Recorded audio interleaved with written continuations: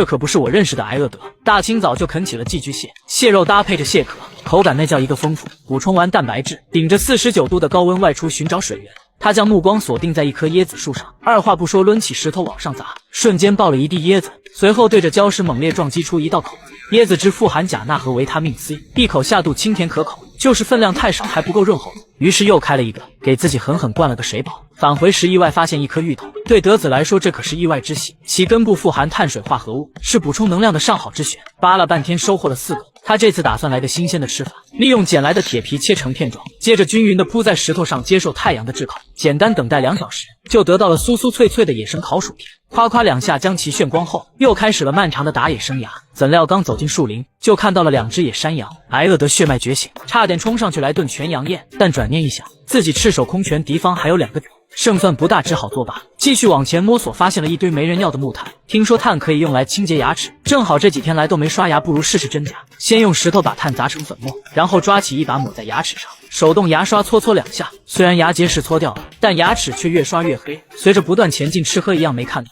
反而捡到了一件胖臭的长袖。没有吃的可以3天饿9天，但想要在这个荒岛长期生存，稳定的水源是重中之重。无奈德子只好找了处凹陷，开始徒手往下挖。耗费半个小时，还真看到了水源，只是这色泽让人有些难以下咽。抿了一小口试了试，虽然泥巴有点多，但好在是淡水。用捡来的塑料瓶打包一些带走。路上还看到了一棵柠檬树，叶子闻起来香味浓烈，是煮茶的不二之选。返回营地后，利用收集来的水和柠檬树叶煮了杯热茶，来上一大口神清气爽，不自觉地发出了给。紧接着又挖出椰肉放在火上炭烤，烤熟的椰肉很神奇，吃起来就像烧焦的饼干。美美的休息一晚，第2天起床发现火差点灭了。要知道这对德子来说比命根子还重要，赶紧收集了一堆柴火备用。现在有了固定的水源，他打算出门赶海，要给自己整顿像样的午餐。可转悠一圈后，海鲜没看到，塑料瓶倒是捡了一堆。突然眼睛一瞥，发现了人类伟大发明之牙刷，有了这玩意儿，就可以更好的利用木炭清洁牙齿了。没找到吃的，只能继续对椰子下手。怎料却意外收获了一颗不知名的绿色果实，好奇的敲开看看，里面有大块的果肉，看起来很好吃的样子。德子迫不及待的浅尝一口，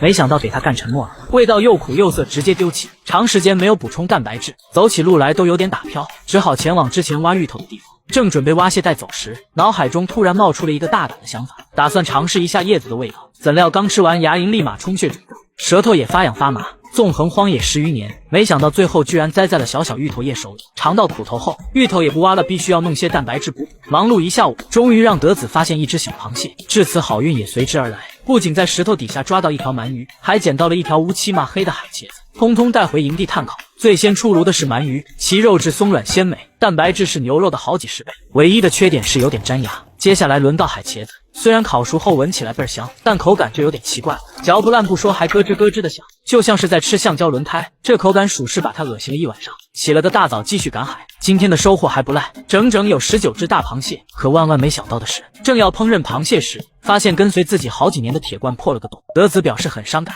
送完老伙计最后一程后，又找到了新搭档。这大贝壳可比铁罐能装多了，大火煮了半个小时，一顿19只螃蟹。知道的是他吃撑了，不知道还以为怀胎6个月。没办法，胃里难受，只好啃点木炭通肠排气。挺着个大肚子赶海也不方便，走了半天才收获一个铁盒。返回营地，用捡来的钉子和石头组合，慢悠悠地进行切割，直到将其1分为2，便得到了新厨具。这可比贝壳好用多了，剩余的铁皮也不能浪费。经过简单的打磨后，再装上手柄，就成为了一把非常好用的切割工具。打野数10载，挨饿专家头一次见到活的椰子蟹，瞅瞅这大体格，足足8斤重，要是来上一口，蛋白质直接超标，立马拎起来带回去，简单炭烤半个小时。抄起石头把椰子蟹的钳子砸碎，里面的肉跟他拳头一样大，一口下去，肉质厚实鲜美，蛋白质不知是牛肉的多少倍。把烤椰子蟹霍霍完，德子心满意足的在附近散步消食，没想到却意外发现2头野山羊。本打算礼貌性的上前洽谈一下，不成想对方根本不买账。一想到羊肉可比椰子蟹的蛋白质含量高多了，就下定决心必须要搞一只尝尝鲜。根据现有的资源，他准备制作弓箭来对付野山羊。先利用一根韧性较好的木棍当做弓臂，然后再找来尼龙绳牢牢地绑在弓臂两端。试了试，手感还不错。接下来又找了几片棕榈叶制作箭支上的箭羽，这样才能在射出去的时候保持平衡。为了让箭身更轻，德子选用了细细的树皮来固定，另一端则是绑了根尖锐的钉子，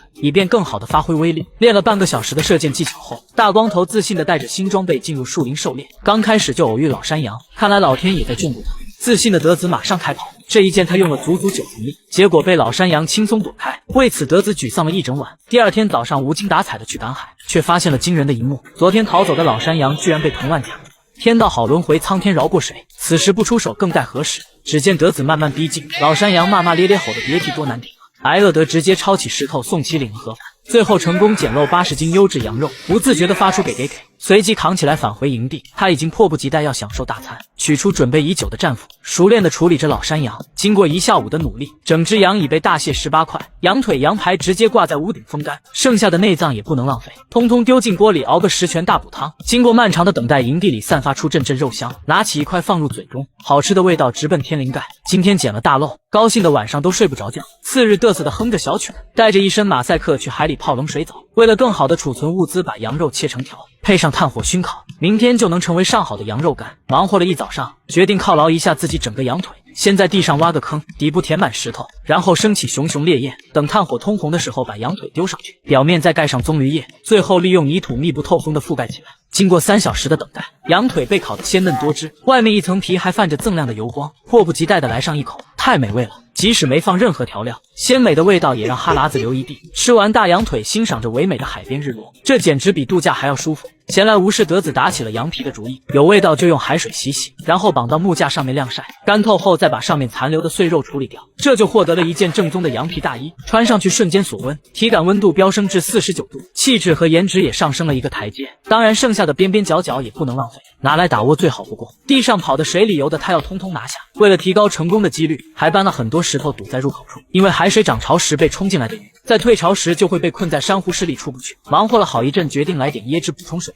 霍霍完好几个椰子，海水已经有了退潮的迹象。返回打窝处一看，果真抓到了一条鱼，赶紧返回营地炖鱼汤。大火炖出来的鱼肉非常软嫩，就连汤都格外鲜美。几天来的蛋白质自由让德子自信满满，突发奇想要挑战海洋，从附近收集来大量竹子，耗费6小时打造出埃德战舰。出发前，他登上了小岛的最高处，从这里可以看到海浪波涛汹涌，环礁里还有鲨鱼的身影。虽然扬帆出海很刺激，但也存在着很多危险。经过一晚上的思想斗争，早上起床吃块羊肉打打气，然后毅然决然地挑战出海。一个人一艘小破竹筏，正是踏上冒险的旅程。可划出去不到500米，德子就发现海浪太大，根本不能控制前进的方向，好死不如赖活着，还是打道回府吧。取消了冒险计划，德子又无事可干。溜达的时候发现一棵芒果树，虽然没成熟，但他还是想尝尝味道。脆生生的好像不太好吃，不确定再来一口，没想到生芒果太硬，直接把门牙干掉了。既然不想让自己吃，那就继续吃。今天必须把维 C 补满。回去后简单来个海鲜大杂烩，美味大螃蟹搭配小海螺，再来点新鲜芋头。荒岛求生被德子过成了荒岛度假，虽然损失了一颗门牙，但他坚信自己可以在此地一直生存下去。